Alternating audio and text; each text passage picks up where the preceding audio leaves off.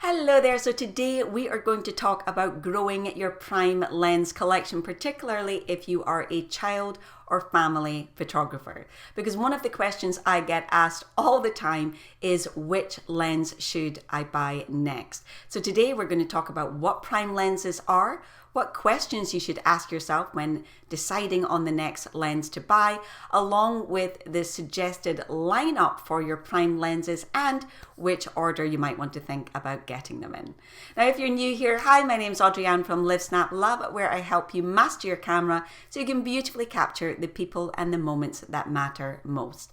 Now, if you find this video helpful, please be sure to give it a thumbs up, leave a comment below letting me know or asking any questions you might have, and be sure to subscribe so you stay in the loop for future videos. So let's get started by looking at what a prime lens actually is. So a prime lens is simply a lens that has a fixed focal length. In other words, it cannot zoom in or zoom out. So if you want to get closer to the action, you're going to have to physically move closer or physically move further back to get more into the frame. You can't zoom in or out. Now that does sound like it might be a major downside because it doesn't have the same versatility as a zoom lens. But prime lenses are fantastic because they open up to really nice wide apertures. That helps you get more light into the camera, really useful in low light situations. And it also helps give that dreamy background blur where your subject kind of seems to pop off the screen. They are also generally much sharper than their zoom counterparts. They have that higher image quality, just less moving parts. So I do recommend that everyone has at least one prime lens in their lens collection, even if they also have zoom lenses. But if you are just shooting with prime lenses, as I say, you don't have that versatility of having a number of focal lengths in one lens. But what we can do is buy a number of focal lengths that will cover a wide range of different focal lengths, which will help us deal with any situation that might arise and give us a lot of versatility in the images that we take. So let's look at some questions you might want to ask yourself when thinking about what lens you should buy next to grow your prime lens collection. So the first question you should ask yourself is, what is holding you back?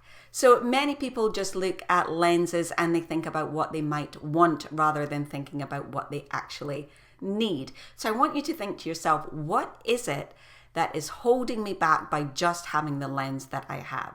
Now, if you can't think of an answer to that, then maybe it's not time to grow your prime lens collection just yet. Think about maybe expanding in other areas, either in your education or in something else, because until you know what's holding you back, you can't really determine what is the best next lens for your lens collection.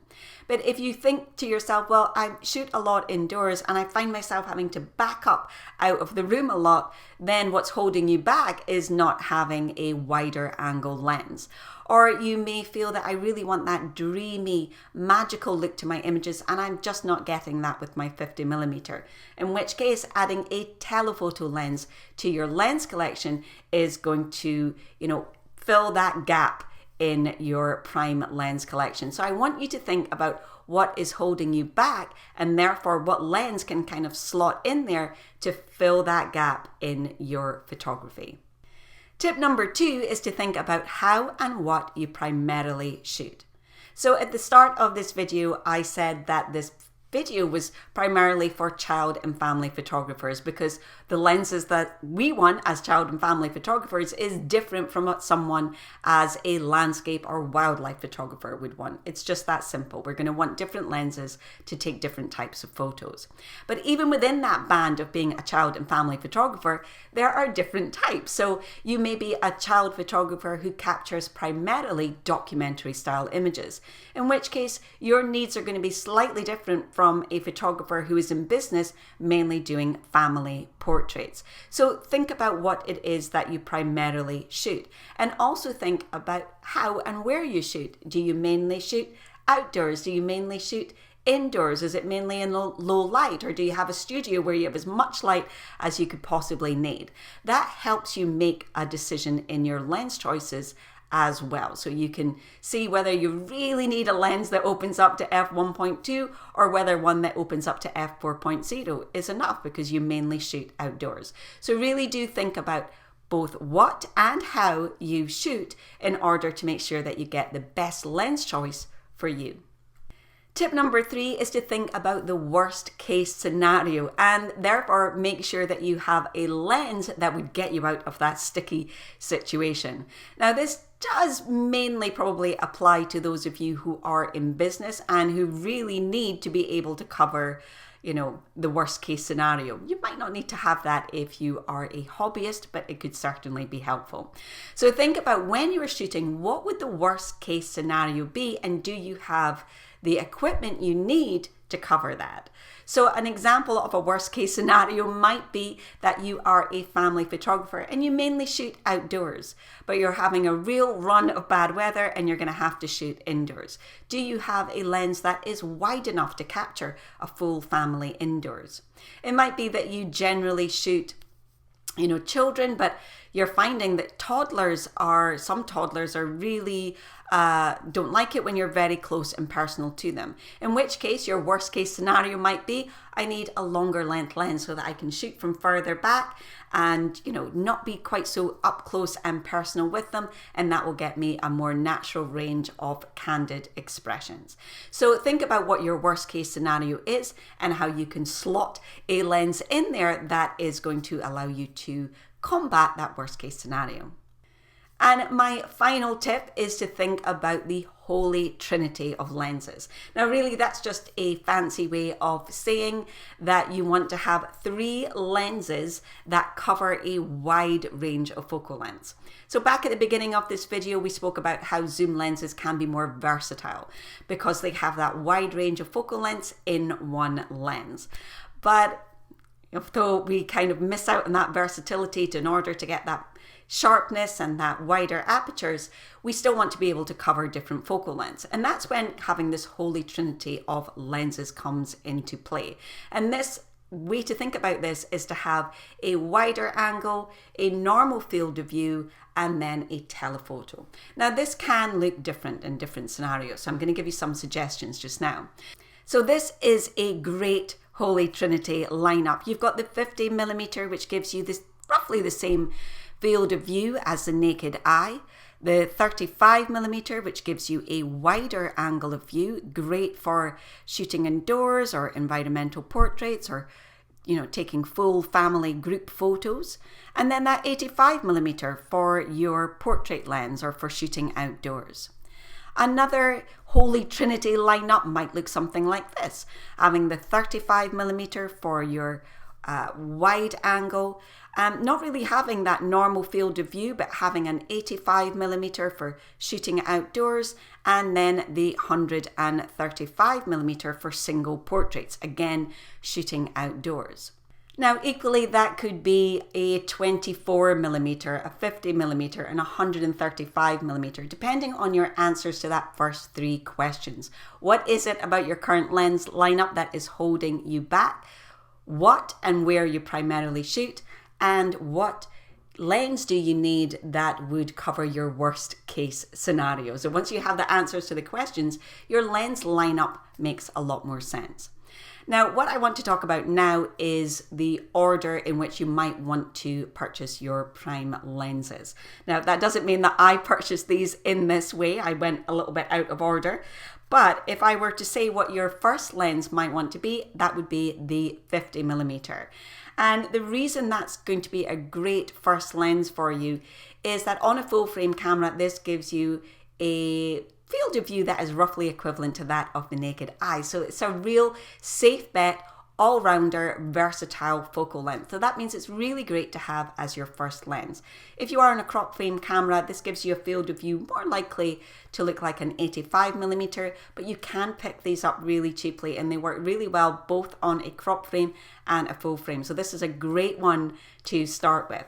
Now, the next lens that I would recommend that you get is probably a 35mm. Now this is the Sigma 35mm f1.4, but you can get these for Canon and Nikon as well.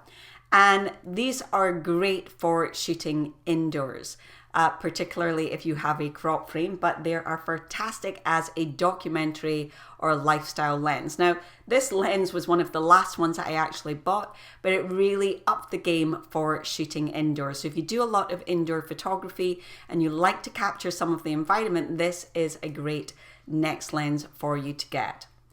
The next one would be a longer length lens. And I would either say the 85mm or the 135mm, really depending on whether you want to be, further back from your subject or really far back from your subject with the 135. So it really depends on what you shoot. But the 85mm is a fantastic portrait lens. If you want something with that extra reach, you want that really magical kind of dreamy background blur, then maybe consider getting the 135 instead. So you can see that would be the start of my trinity of lenses. I have my 35, my 50, and then I have my 85. Or my 135, depending, as I say, on what you want to shoot. So that is a three that I would definitely kind of start with. And then when I added some more lenses to my lens collection, I went slightly wider with a 16-35. That's actually the only zoom lens that I own. I rarely use this because I rarely shoot wider than 35. But if you find yourself doing that, landscapes, then that's a great addition. And then I added on a macro lens. Now, one great thing about a macro lens is you can use this as a portrait lens as well, and it gives an amazing portrait lens. So in some situations, instead of maybe having an 85 or a 135, get the 100 if you are interested in macro photography too. It's a fantastic focal length. It sits in between the 85 and the 135, and you can do macro photography with it as well. And you can't, although you can kind of, play about with other things and make it look like macro, and you can get extension tubes as well for your lenses. If you are interested in macro, nothing will beat a macro lens, and you can use this as a portrait lens as well. So, if you're interested in macro photography, your Holy Trinity might look something like 35, 50, and then 100mm macro, which you can use for portraits as well. So, again, think about what it is that you shoot and what you might want to incorporate there. But that's a really great way of doing it. Now, I have one more lens, which is a 200mm, which is really long. And as a result, I rarely use this lens. So I would say, unless you have a very good purpose for getting something with that reach for a child and family photographer, I find it a little bit long, but it does give the most amazing background blur. So there is your order. That is the Holy Trinity that we're talking about. So think of it again as that wide angle, normal field of view, and telephoto. And think about what you can get for your wide angle. Think 24 or 35mm. For your normal field of view, that's generally a 50mm, but you can't skip that if you feel that you just never use that. And then look at something that's a telephoto, 85 or a 135. And as I said, if you are into macro photography, then the Canon 100mm, or just any 100mm macro lens doubles up as a great portrait lens and your dedicated macro lens. Now, I do have a freebie for you that will help with choosing your lens. It's our Which Lens Kickstarter guide.